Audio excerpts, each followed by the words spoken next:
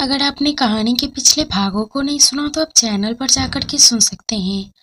जरूरी है लेकिन पापा की खुशी से बढ़कर नहीं। अर्जुन ने कहा, आप हमसे भी ज्यादा समझदार हैं। अर्जुन जी, मीरा ने मुस्कुराते हुए कहा, लेकिन उसके दिमाग में कोई और ही खिचड़ी पक रही थी। तुम मुझे सिर्फ अर्जुन बुला सकती हो। अर्जुन ने कहा, हम हम चलते हैं, मीरा ने उठते हुए कहा, और अर्जुन के कमरे से बाहर निकल गई। अपने कमरे की ओर जाते हुए उसकी नजर सामने बालकनी में खड़े अक्षत पर पड़ गई, जो कि सिगरेट पी रहा था। मीरा को बहुत बुरा लगा और उसने मन ही मन कहा, आप कभी नहीं सुधरेंगे। मीरा अपने कमरे में आ गई और अर्जुन और नीता के बारे में सोचने लगी। आखिर कैसे हुआ इन दोनों का प्यार सही साबित करे। इन सब बातों में मीरा अपने आने वाले एग्जाम्स और पढ़ाई के बारे में भी लगभग भूल ही चुकी थी। बिस्तर पर लेटे उसकी आंखें भले बंद थी, पर उन आंखों में सैकड़ों सपने तैर रहे थे जो मीरा जगी आंखों से देख रही थी। सुबह मीरा देर से उठी। घड़ी में समय देखा तो जल्दी जल्दी तैयार होकर नीचे आई। आज नाश्ते की टेबल पर अक्षत नहीं था। हर सुबह उस जगह अक्षत को बैठे देखने की मीरा को आदत हो चुकी थी। उसने ऊपर देखा लेकिन अक्षत नहीं दिखाई दिया। कॉलेज जाने के लिए लेट हो रहा था, इसलिए मीरा ने बैठकर जल्दी जल्दी नाश्ता किया और निधि के साथ कॉलेज के लिए निकल गई। दिन भर थका देने वाली क्लासों के साथ मीरा और निधि कॉलेज से बाहर आई। दोनों साथ साथ चलने लगी। मीरा को खामोश देखकर निधि ने कहा, क्या बात है, आज बड़ी चुप हो तुम। कुछ नहीं, बस ऐसे ही, मीरा ने जबरदस्ती मुस्कुराते हुए कहा। मैं तो अर्जुन भैया की शादी को लेकर बहुत एक्साइटेड हूँ, निधि ने चहकते हुए कहा। तुमसे एक बात पूछी, मीरा ने कहा। हाँ, निधि ने चलते हुए कहा। मान लो आगे चलकर तुम्हें किसी से प्यार हो गया और अंकल नहीं माने, तो तुम क्या करोगी? मीरा ने कहा। पापा को मनाने की कोशिश करूंगी, निधि ने मासूमियत से कहा। क्यों, छोड़ भी तो सकती हो अपने प्यार को, मीरा ने कहा। जिससे प्यार करते हैं उसे छोड़ना इतना आसान होता है क्या? मीरा ने। फैमिली के लिए उसे छोड़ भी दिया तो क्या जिंदगी भर वो ख्याल मन में रहेगा कि मैंने धोखा किया? निधि ने सोचते हुए कहा। यही तो हम तुम्हें समझाना चाह रहे हैं। अर्जुन जी भी किसी को पसंद करते हैं, तो फिर वो किसी और से शादी कैसे करेंगे? मीरा ने कहा।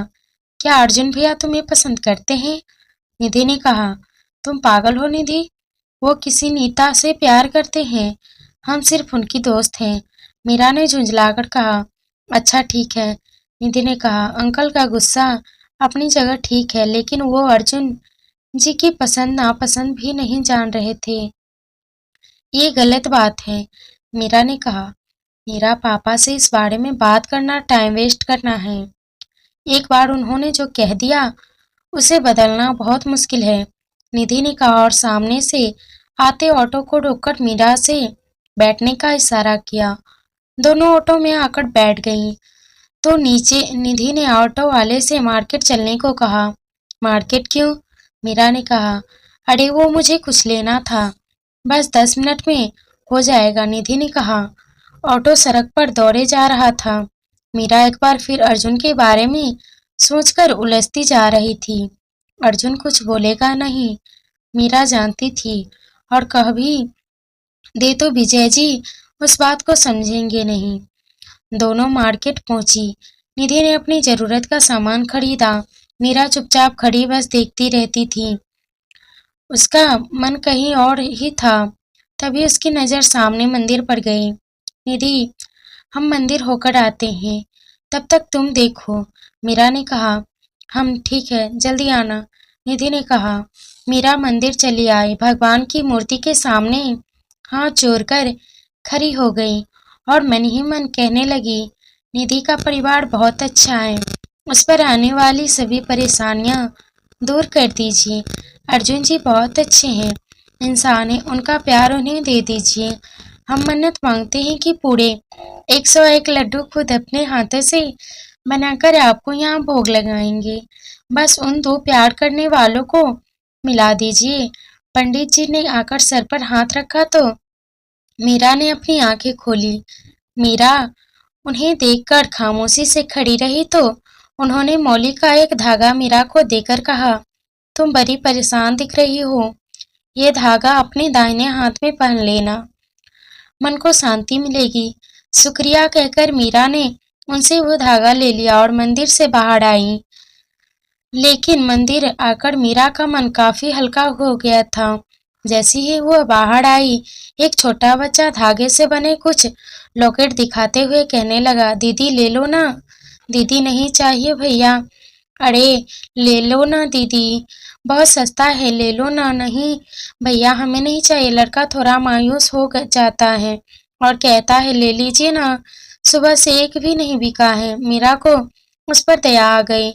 उसने बुक खोलकर देखा, एक आखिरी का 100 का नोट बचा था जो उसने अपनी किताब के बीच दबा रखा था। मीरा को अपनी मजबूरी का एहसास हुआ और उसने कहा, सॉरी भैया हम नहीं ले सकते।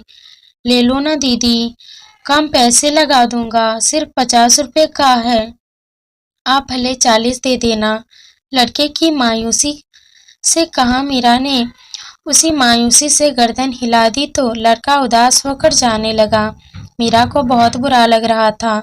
वह दौड़कर लड़के के पास गई और उसे रोकते हुए कहा, अच्छा एक दे दीजिए। लड़का खुश हो गया और कहा कि ना किस नाम का दूं? दीदी मीरा सोचने लगी और फिर कहा, ए नाम से कोई भी दे तो दीजिए। लड़के ने ढूंढ कर दे दिया। मीरा ने 100 रुपये उसे दे दिए। लड़का 60 रुपये वापस देने लगा तो मीरा ने प्यार से उसके गले गाल को छूकर कहा, रख लो, तुम्हारी जरूरतें हमसे ज्यादा हैं। लड़का खुशी खुशी वहां से चला गया। मीरा वहीं खड़े उसे जाते हुए देखती रही। तभी निधि ने आकर चले हम, मीरा ने कहा और दोनों घर के लिए निकल गई। घर पहुंचकर मीरा ने कपड़े बदले, खाना खाया और फिर अपने कमरे में चली आई। उसने बैग में रखे एक लॉकेट को निकाला और मुस्कुराते हुए देखने लगी। उस एक अक्षर को देखकर मीरा सब भूल गई, बीते दिनों की परेशानियां, अपना अतीत और शायद खुद को भी। अपनी बदलती भावनाओं को मीरा खुद भी नहीं समझ पा रही थी, पर कुछ तो था जो उसे अक्षत की ओर खींच रहा था। मीरा उसे पसंद करने लगी थी। उसकी परवाह करना, उसके बारे में सोचना, उसे देखना मीरा की आदतों में शामिल हो चुका था। लेकिन इस भावनाओं को अभी तक वह कोई नाम नहीं दे पाई थी। अक्षत को समझना उसके लिए इतना सीधा भी नहीं था। मीरा उस लॉकेट को हाथ में लेकर मुस्कुराती रही। तभी निधि के आने से उसने जल्दी से उसे मुंह में छुपा लिया ताकि निधि ना देख सके और चुपके से अपने बैग में रख दिया। रात के खाने पर भी अक्षत नहीं आया। आज सुबह से मीरा ने अक्षत को नहीं देखा था। विजय ने राधा से पूछ लिया, अक्षत कहाँ है? कहाँ? अपने कमरे में, राधा ने कहा।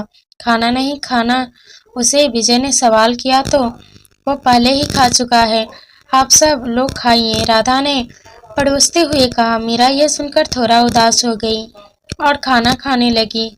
आज खाना उसके गले से नीचे नहीं उतर रहा था। एक ही घर में होते हुए भी अक्षत को देख पाना मुश्किल हो रहा था। खाना खाकर मीरा ऊपर चली आई, लेकिन अक्षत नहीं दिखा।